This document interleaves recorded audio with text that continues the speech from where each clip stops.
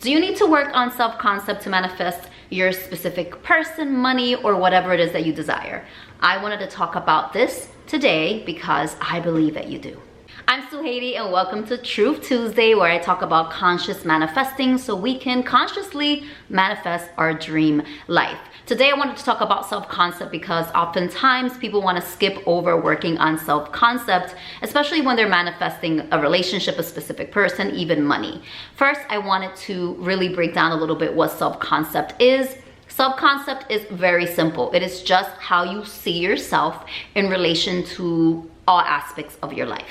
So how do you see yourself in relation to relationships and love? How do you see yourself when it comes to money? How do you see yourself when it comes to actually having your desires? Bottom line, self-concept really comes down to what you think you can have and how you think people treat you and what you think you deserve. For example, let's say that you have a self-concept with relationships and love where you don't feel like you deserve love, or you feel like you are unlucky in love, or maybe you date but you don't feel like it sticks, like you are never someone that's committed to. If you have these experiences, you begin to believe and have an assumption that that is going to be your experience over and over and over again.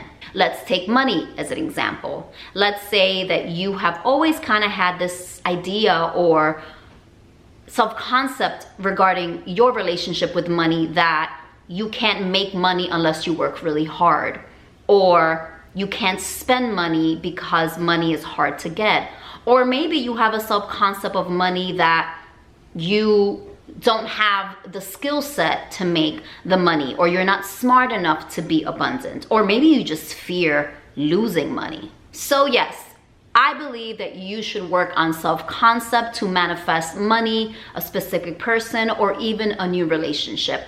And how do you do that? You simply are really honest with yourself and ask yourself, how do I see myself regarding this topic? And I talked a little bit about this in the last video last week. You can check it out here or here, where I talk about dropping the old story. So you can have a story about a person you're dating, or a job, or a colleague, or a family member. But bottom line, when you get to the root of your story, it has to do with how you see yourself. This is what you're going to do.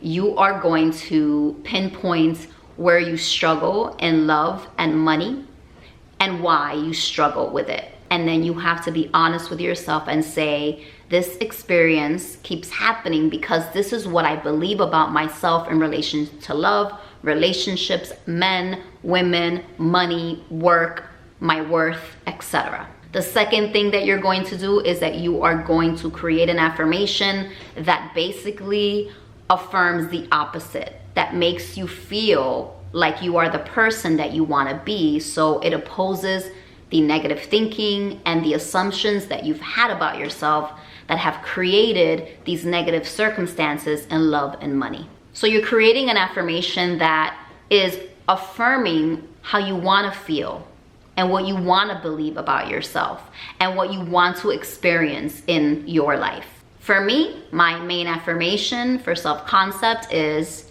I am always chosen. I am always easily committed to. I am always the one and only. Thirdly, you will be affirming that affirmation, and affirmations are just thoughts. So you're just going to choose to think the new thoughts. With manifestation, repetition is key, and there's scientific proof of that. I might do a video about that soon and why repetition actually works.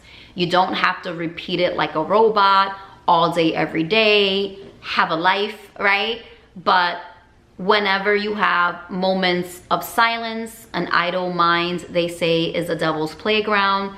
So whenever you are washing the dishes or driving or showering and you're not mentally busy, take that time to repeat your self-concept affirmations. You should also do this and affirm your self-concept affirmations in what they call SATs.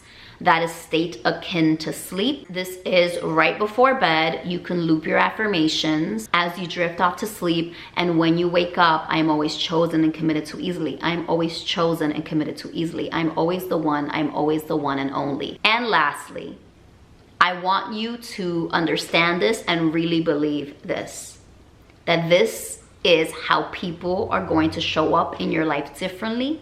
This is how your life is going to change, and you're going to have all of your desires just by being the best version of yourself, affirming that you are this new person. And when old thoughts and stories come up, you say, no, that's not who I am now. This is who I am now. And you affirm in that moment as well. That's basically all that you need to do to see the changes in your reality and to manifest all the things that you want. Because when you focus on these struggles that you've had with self-concept and how you see yourself in all these areas of your life, when you really pin this down and start affirming for it and eventually really believing that this is who you are now, your reality has to reflect that back. People will start treating you differently. Things will start showing up because you're going to accept something else. You're no longer gonna accept the breadcrumbs. You're no longer going to settle for a job that's less than what you feel and you believe that you are worth. You're going to start believing this, and then your behavior is gonna change. And when our behavior changes, people have to show up different, right? They say you teach people how to treat you. And one of the ways that we teach people how to treat us is by behaving differently, having different reactions, and setting boundaries. And the boundaries that we set are always directly linked to our worth and what we believe we deserve. That's all I have for you today. Thank you for joining me today on Truth Tuesday. Make sure to subscribe, like the video, and come back next week for more.